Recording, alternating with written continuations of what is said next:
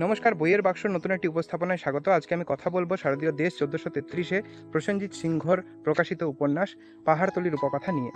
তো উপন্যাসটিতে দেখতে পাই যে একজন তরুণ চিকিৎসক ঘাটশিলার কাছাকাছি অবস্থিত পাহাড়তলী নামের এক মনোরম জায়গায়, মাইন্স অধ্যুষিত জায়গায়, মাইন্স হসপিটালে চিকিৎসকের চাকরি নিয়ে যাচ্ছেন এবং সেখানে গিয়ে তিনি চাকরিতে যোগ দিচ্ছেন।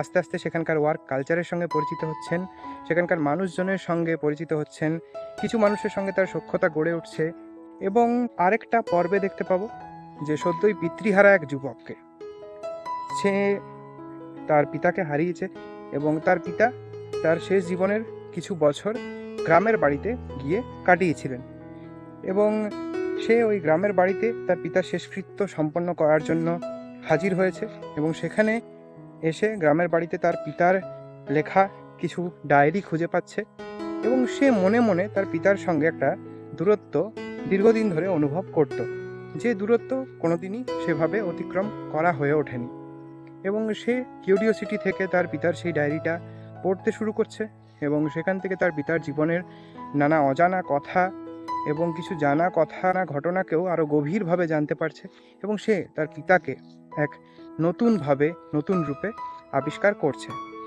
তো এই হচ্ছে উপন্যাস। তো উপন্যাসটা পড়ে আমার ভালো লেগেছে, খুব ভালো লেগেছে এমনটা আমি বলবো না। উপন্যাসটার বিষয়বস্তুতে নতুনত্বের স্বাদ পেয়েছি এবং যে ধরনের প্লটের উপর লেখা হয়েছে সেটাও কিন্তু আমার বেশ পছন্দ হয়েছে। তো একবার পড়ে দেখা যেতেই পারে। তো এই ছিল আমার আজকের আলোচনা। যদি আলোচনাটি আপনার ভালো লেগে থাকে তাহলে লাইক করবেন। আপনি যদি উপন্যাসটি পড়ে থাকেন তাহলে আপনার মতামত আমাকে কমেন্টে জানাতে পারেন এবং পূজাবার্ষিকী নিয়ে এ ধরনের আলোচনার ভিডিও যদি আপনি আরও দেখতে চান তাহলে আমাকে নিচে কমেন্টে জানাবেন। দেখা হচ্ছে পরে কোনো ভিডিওতে। ততক্ষণ টাটা।